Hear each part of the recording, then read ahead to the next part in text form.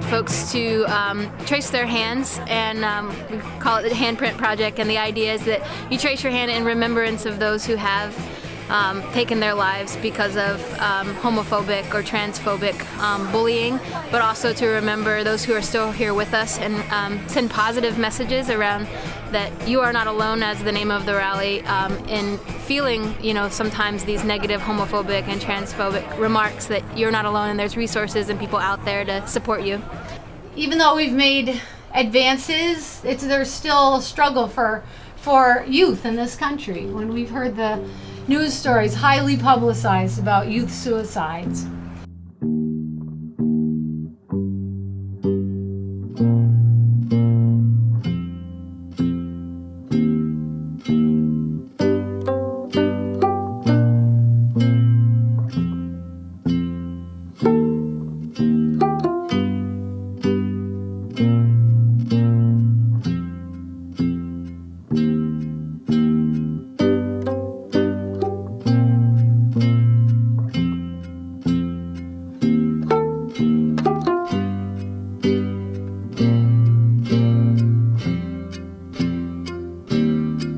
Lose a lot more than what the media is showing us due to homophobia and basically general unacceptance of our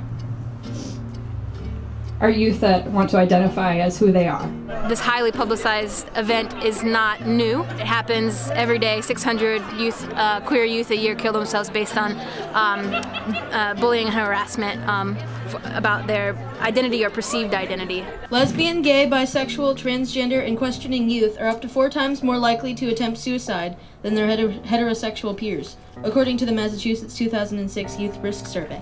When you witness a bias, call the offending party out on it. Say something like, "Saying things like that is really hurtful to me and offensive." In school, GLBTQ teens have to deal with harassment, threats, and violence directed at them on a daily basis. They hear anti-gay slurs such as homo, faggot, and sissy about 26 times a day, or once every 14 minutes. Claim it. Make it your issue. It makes me uncomfortable to hear or see stuff like that. Or, there are people I care about who are LGBTQ and don't want to hear or see them hurt. 33.8% of students who did report an incident said that school staff did nothing in response. 86.4% of LGBT youth surveyed by GLSEN were verbally harassed, called names, or threatened at school because of their sexual orientation, and 63.7% because of their gender expression. Consider writing an op-ed to your local newspaper to educate your community about the impact of anti-LGBT bullying and the remedies to help build safer schools for all students and communities for all people. The world is already really tough on its youth, but it's even tougher if you're a part of the LGBTQ community. It's hard to understand why people can hate us for being who we are, why they feel the need to treat us like they're better than us. It's harder to understand how these people don't see the pain they're causing, this pain we feel deep in our bones, this pain that makes us wonder if they're right, if we really are abnormal. Are we really abominations? These thoughts sometimes put us in a dark place, a place that's hard for us to escape. Some of us have friends to pull us from this place, and others have family. Some of us though feel so alone, no matter how many people we are surrounded by, and they don't know how to cope with the pain. I came to the event because I'm concerned about the about youth and suicide, and especially about bullying. I'm also concerned because I have 2 sons, and one is in pre-K and about to start school, and I'm a gay parent, so I'm very concerned. To think that maybe if just one person had showed them other ways to cope, had just been there to listen to them, that they would have realized that it doesn't matter if they hate us, fear us, and refuse to understand us. All that matters is that we love ourselves, make ourselves feel safe, and stay strong in our beliefs. Out of a painful history, I rise. Out of a past rooted in pain, I rise. We want to make it better right now, right here in Lewiston, Auburn, here in Maine, here in the United States. So we're here for Outright Lewiston, Auburn. I'll tell you a little bit about what Outright does. We work in all over Androscoggin County. Our mission is to create safe and affirming spaces for youth age 22 and under who are lesbian, gay, bisexual, transgender, and questioning. it's a place where young people get to affirm themselves and to know that they're not alone, because, you know, that's the really awful thing about being queer, is that you feel alone, you feel isolated, you feel like you're the only one. Certainly that's the way that I felt, and for me it was retreating into books and things of that nature, trying to find, you know, if I was really alone. So actually being able to come face to face with other people who are like you and possibly, you know, talk, chat, even, you know, have friends who are like you, and possibly even fall in love with someone, you know, when you're a teenage queer.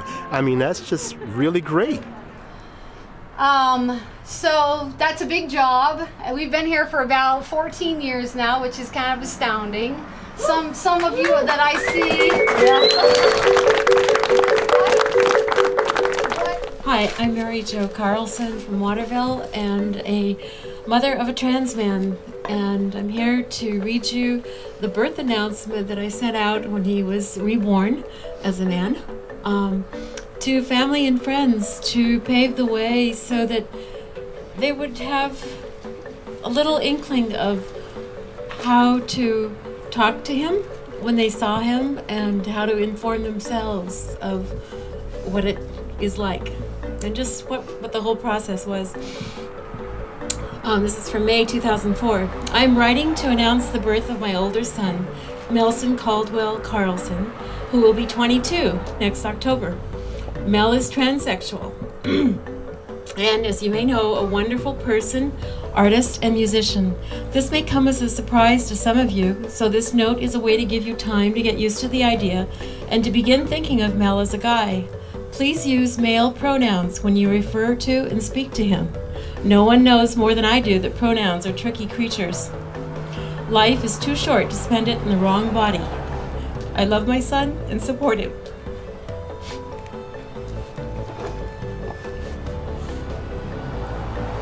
If you have questions about how to go about changing the way we think of someone, it's okay. Please feel free to ask me. General questions about surgery and other procedures are best answered by resources such as ftmi.org and pflag.org. Melson emphatically wants you to know that the spirit he has always been lives on. Please join me in welcoming him. I don't know what. I stand as an ally and a parent who's happy to speak to any group. I don't usually get all choked up like this. To help parents just come to grips with whatever is going on and to talk about how they might support that person. And my biggest message is to the parents, it's not about you. It's about that person.